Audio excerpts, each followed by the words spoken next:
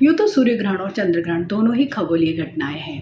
अमूमन एक साल में 3 से 4 बार ग्रहण आ ही जाते हैं। लेकिन इन दोनों ही खगोलीय घटनाओं का एस्ट्रोलॉजिकली बहुत ज़्यादा इम्पोर्टेंस है, क्योंकि जब भी ग्रहण लगता है तो पृथ्वी पर और पृथ्वी पर रहने वाले हम सब लोगों पर इसका बहुत ज़्यादा इम्पैक्ट दिखाई देता है। वो इन जनरल अच्छे उसमें तो नहीं दिखाई देता, मीन्स कुछ ना कुछ अशुभ फल ही देता है। इस साल दिवाली के next day means after Diwali सूर्य ग्रहण पड़ा था अमावस्या के दिन, और 15 दिन बाद ही 8 नवंबर को फिर से चंद्र ग्रहण पड़ रहा है। मीन्स 15 दिन के अंतराल में अगर 2 बड़े ग्रहण पड़ रहे हैं, इट मीन्स ये एक बहुत ही नेगेटिव साइन है रिलेटेड टू जब भी ग्रहण आता है तो हम देखते हैं कि उसके 15 दिन से लेके 1 महीने के अंतराल में कुछ ना कुछ नेचर से रिलेटेड चीज़ें बहुत ज़्यादा होती है। मतलब बहुत ज़्यादा डिस्टर्बेंस होता है हमारी पृथ्वी पर, जिसमें इन जनरल भूकंप होते हैं, साइक्लोन, हरिकेन या चक्रवात जो भी हम कहते हैं वो होते हैं, अतिवृष्टि हो जाती है, ओलावृष्टि होती है। मीन्स कहीं ना कहीं नेचर से रिलेटेड कुछ बुरी चीज़ें अवश्य ही होती है, और अगर नेचर डिस्टर्ब होगा तो ऑब्वियसली हम सब लोगों पर भी उसका असर होता है। और जब भी सूर्य ग्रहण या चंद्र ग्रहण होता है तो पर्टिकुलर उस टाइम पर वो जिस राशि में मूव कर रहे होते हैं, मीन्स सूर्य जिस राशि में मूव कर रहा है या चंद्रमा जिस राशि में मूव कर रहा है, तो उन राशि वाले लोगों पर इसका इम्पैक्ट बहुत अधिक दिखाई देता है और वो इन जनरल नेगेटिव ही होता है। तो सेम अभी भी जो 8 नवंबर को आने वाला है वो है चंद्र ग्रहण, वो है खग्रास चंद्र ग्रहण, मीन्स आंशिक चंद्र ग्रहण। और ये भारत में केवल पूर्वोत्तर के कुछ राज्य, पश्चिम बंगाल और बिहार या जितने भी नॉर्थ ईस्ट में जो स्टेट्स हैं, केवल उनमें ही दिखाई देगा, वो भी बहुत ही आंशिक तौर पर फिर भी क्योंकि ये एक बहुत बड़ा इवेंट होता है, मीन्स बहुत ही बड़ी खगोलीय घटना है और पृथ्वी पर रहने वाले सभी लोग इससे प्रभावित होते ही हैं, तो हम पर भी इसका प्रभाव अवश्य ही पड़ेगा। हालांकि इतना बुरा या अच्छा प्रभाव हम नहीं कह सकते हैं कि पड़ेगा, लेकिन हाँ डेफिनेटली कुछ न कुछ इफेक्ट ज़रूर आएगा, और स्पेशली कुछ राशियों पर बहुत अच्छा प्रभाव होगा, कुछ पर मध्यम होगा और कुछ पर अशुभ प्रभाव भी दिखाई देगा। सबसे पहले बात कर लेते हैं कि किन राशियों पर इसका बहुत अच्छा प्रभाव होगा। तो सबसे पहली जो राशि है वो मिथुन राशि है। मिथुन राशि वाले जो लोग भी अगर आर्थिक रूप से अगर कुछ भी कोई प्लान करना चाहते हैं, इन्वेस्टमेंट करना चाहते हैं, या अगर कहीं से कुछ उन्हें रिकवरी का अगर इस पीरियड में अगर कोई भी ऐसा मौका है या कुछ इवेंट होने वाले हैं, तो उन लोगों के लिए आर्थिक दृष्टि से ये पीरियड बहुत ही अच्छा जाने वाला है। अगर आप जॉब में हैं तो आप अगर कोई भी हाइक अगर आप इस पर्टिकुलर पीरियड में एक्सपेक्ट कर रहे थे तो आपको अवश्य मिल सकती है, मीन्स रुके हुए पैसे मिल सकते हैं। ओवरऑल हम देखते हैं तो मिथुन राशि वाले जो लोग भी हैं तो उनके लिए आर्थिक दृष्टि से ये बहुत ही फायदेमंद साबित हो सकता है। सी राशि है सी राशि के लोगों के लिए भी ये ग्रहण फायदेमंद होगा, स्पेशली अगर उनके कुछ रुके हुए काम में कुछ ऑब्स्टिकल्स आ रहे हैं तो यही ग्रहण उन ऑब्स्टिकल्स को दूर करेगा और उनके कामों को प्रोसीड करवाएगा, स्पीड अप करवाएगा। काम किसी भी चीज़ से रिलेटेड हो सकते हैं। आपका अगर घर बन रहा है, तो अगर आप कहीं कुछ और प्लान कर रहे हैं, तो जॉब में अगर कोई प्रॉब्लम्स आ रहे हैं, तो मीन्स हर जगह जहाँ पर भी आपको डिले या कुछ ऑब्स्टिकल्स या हर्डल्स थे तो वो सारे ही अब इस पर्टिकुलर पीरियड में दूर हो जाएंगे।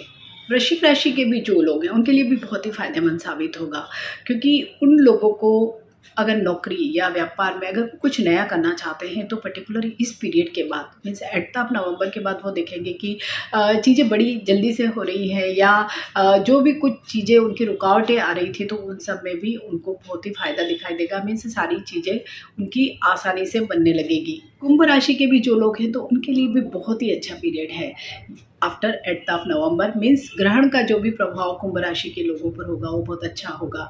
अगर हेल्थ से रिलेटेड उनके कुछ इशू चल रहे थे तो वो भी बिल्कुल रिजॉल्व हो जाएंगे। अगर बच्चे अब्रॉड से रिलेटेड कुछ प्रयत्न कर रहे थे वीज़ा वगैरह के लिए, तो उनके लिए भी बहुत अच्छे अवसर हमें इस पर्टिकुलर पीरियड में दिखाई दे रहे हैं। तो ये जो राशियाँ हैं उन पर बहुत ही अच्छे प्रभाव इस ग्रहण के दिखाई दे रहे हैं।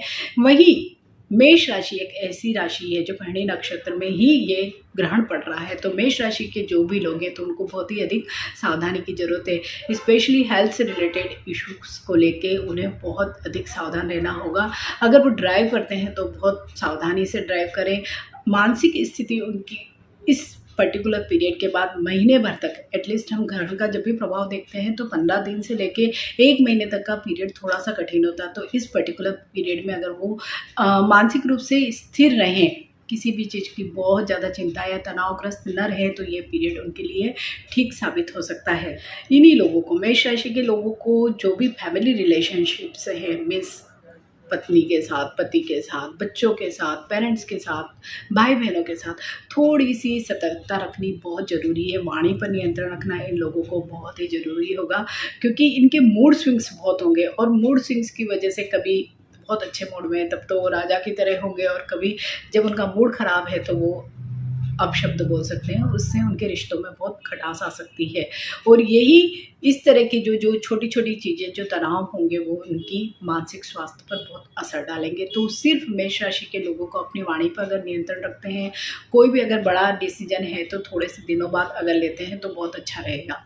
दूसरी राशि है कर्क राशि। इन कर्क राशि के भी जो लोग हैं उनको भी अपनी सेहत का बहुत अधिक ध्यान रखना पड़ेगा, और किसी भी चीज़ में अननेसेसरी इन्वॉल्व नहीं होना है। मीन्स किसी अगर 2 लोग लड़ रहे हैं या 2 लोग अगर बात कर रहे हैं तो आपको उसमें बिल्कुल भी बीच में नहीं बोलना है, बीच में कोई इन्वॉल्वमेंट अपनी शो नहीं करनी है।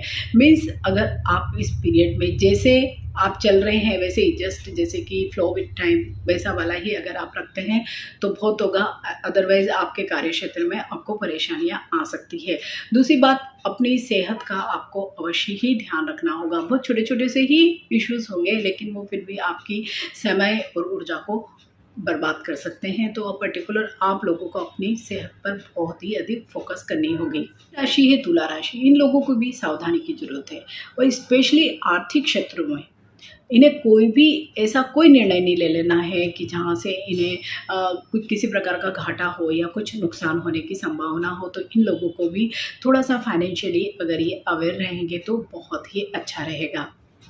धनु राशि वाले लोगों के लिए भी थोड़ा सा मध्यम समय ही रहेगा, और स्पेशली है सेहत से, मीन्स हेल्थ से रिलेटेड उनको इश्यूज आ सकते हैं। तो अगर वहाँ पर वो थोड़ी सी सावधानी रखते हैं, अपने जो भी अपने चेकअप्स हैं, अपने मेडिसिन से अगर उनको प्रॉपरली लेते रहें तो कोई मेजर इशू नहीं आएगा।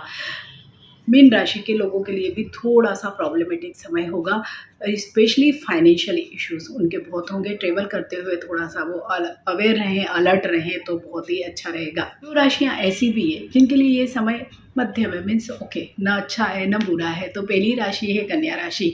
मीन्स इन लोगों के लिए इस ग्रहण का कोई मेजर, कोई भी ऐसा ना तो बुरा इम्पैक्ट पड़ने वाला है और ना ही कोई अच्छा इम्पैक्ट आने वाला है। दूसरी राशि है वृषभ राशि। इन लोगों के लिए भी इन जनरल ऐसा कोई भी, ना कोई हेल्थ इश्यूज हमें दिखाई दे रहे हैं, ना कोई फाइनेंशियल इश्यूज दिखाई दे रहे हैं। मीन्स जैसे चल रहा है सारा सामान्य जीवन, उसी तरह का इन लोगों के लिए आगे वाला पीरियड भी रहेगा। और जैसे कि मैंने कहा कि जब भी कोई ग्रहण आता है तो 5-6 महीने तो हम नहीं कह सकते हैं। स्पेशली मैंने देखा है कि 15 दिन से लेके 1 महीने तक का जो पीरियड होता है वो थोड़ा सा डिफिकल्ट होता है। तो आपको सिर्फ इसी पीरियड में सावधानी रखना है। ग्रहण से डरने की बिल्कुल भी ज़रूरत नहीं है। जैसे कि मैंने बार बार कहा, एक खगोलीय घटना है जो होती ही रहती है।